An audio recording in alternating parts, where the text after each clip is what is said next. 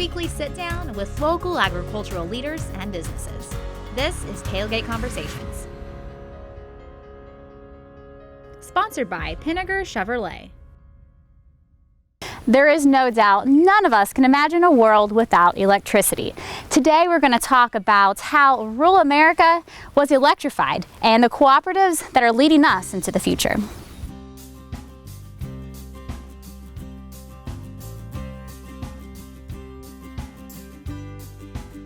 President Roosevelt, he liked to vacation in rural America at lakes and so forth, and he was at a place where there wasn't a lot of electricity, and he said, you know, I think I can do something about this. So he took the model of the cooperative and introduced it to rural farmers, rural folks that were out on the prairies and in the Midwest Missouri, for example. And so then you had bands of farmers getting together. The membership was $5 at the time, and then they would build to you progressively. There were stipulations. You had to have so many head of cattle on your farm, and pretty soon, you know, farmers, they're the smartest people on the planet. Absolutely. In my opinion.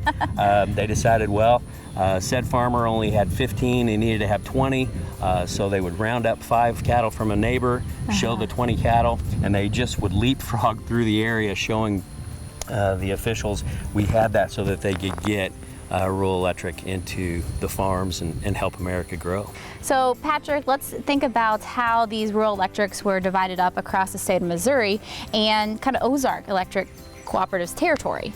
Okay, it was a regional, you know, kind of first in, kind of divided the territory. Ozark Electric actually was one of the largest cooperatives in Southwest Missouri.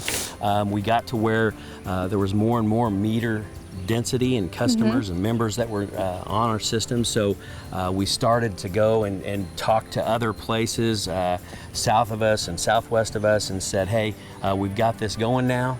It's past our scope to be able to provide responsive restoration for outages, let's say, because everything is, if it's housed here in Mount Vernon, how do we go south of Cassville and do that in a timely fashion? Right.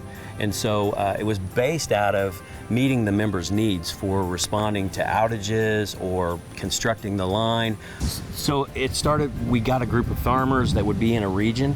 You know, the directors that are elected by our membership, our members also, they help govern our board and direct the steps and activities. They have a voice. Yeah, absolutely. And so when they make a decision in our boardroom, that same decision they're going to have to bear the weight for, because that's affecting how their membership is treated as well. So, you know, it spread that way, and as soon as they got wind throughout the state of Missouri that this program was available and how the process worked, man, it was just something that spread like wildfire. Yeah. And as soon as you could get something built, it was expanding to the next farm. The cliche term, build it and they will come, and that's exactly how this was that is built. Exactly how it rural happened. Missouri was electrified.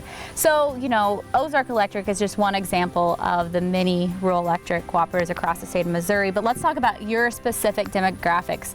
How many people are you serving? What counties? And, you know, how has that transition from the 30s into servicing them today? Okay. Big question. The big thing is the advancement in technology, the advancement in the equipment. Before, guys would take, oh gosh, they were digging holes by hand, they were dragging poles and equipment in by a team of mules. Now we have incredible equipment that helps to make that happen a lot faster. Ozark Electric proper is 9 counties. It's Lawrence County as the center, and then the 8 counties that surround it. Let's see, we've got 35,000 meters and members that we need to take care of. Well, you know, Lawrence County was my home growing up, and I still call it home. And so I remember growing up, and, you know, when the power would go off, you get on the phone, and we would wait in line to get a hold of you and say, hey, we're out of power, whether it was a mass outage or just a small in particular. Now, you were telling me earlier that you know that we're out of power basically before we even get a hold of you. So that's an example of response time and technology, right? Right. We've gone so far from the dial meters to the digital meters now that give us information as far as location, outage, service availability. It tells us voltage at the meter, whether or not we've got the adequate voltage that we need to help the members with their electricians if they're trying to track down something. So just the technology and the advancement has just been unbelievable.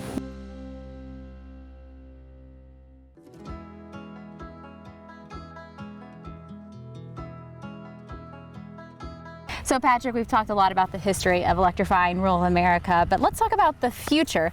And one of those hot topic conversation is vehicles and electric cars.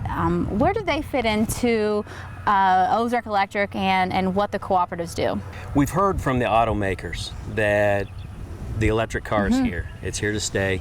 One of the things that we have to prepare for and that we do studies for is to make sure that our system is adequate for what's a saturation point for these cars to start showing up in rural America and plugging in at night.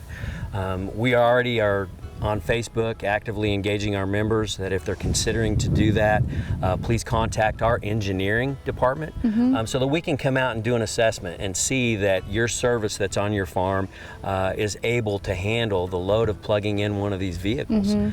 Well, when it comes to energy, we think of options, and options are what your members have. So one of those options is solar. Right. So how does that fit into the future? We have 7 solar farms wow. that generate throughout northeast Missouri, Kansas, and parts of Oklahoma that provide generation for renewables. We have hydro, so 20% of our generation and consumption makeup is from renewable technology.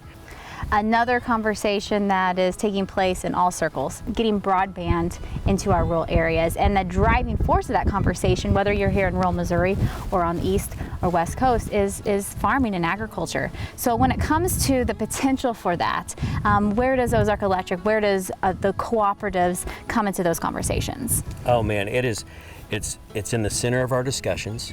Our boardroom is frequently talking about it. We're pulling for it to get into rural America. What we won't do is be hasty in doing that.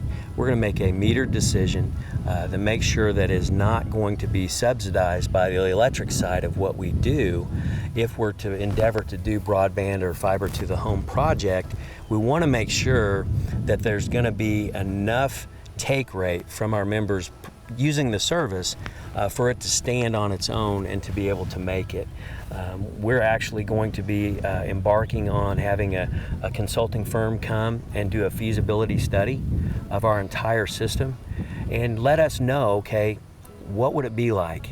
Is there a business model that makes sense for us to go out and try to endeavor to get into the rural recesses with fiber to the home? I'm very cautious to make sure that I don't project the beliefs or the demographics or the metrics that make decisions at Ozark Electric onto my counterparts, onto my colleagues.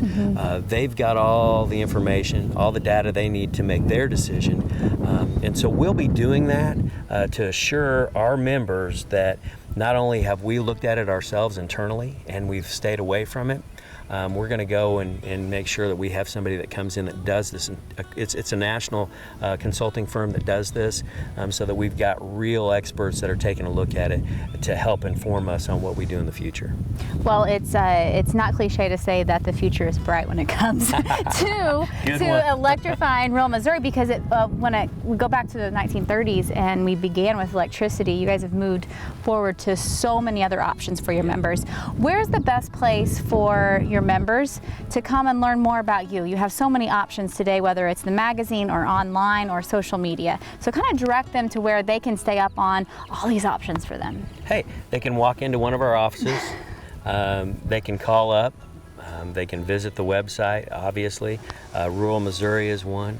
A new feature that we offered this last year, we did regional meetings, and that was just to give our members more access to us, because that's the big thing, is communication from our membership, either through their elected director or into our staff or to myself personally, so that we know that we're not making decisions in a vacuum that aren't addressing their needs.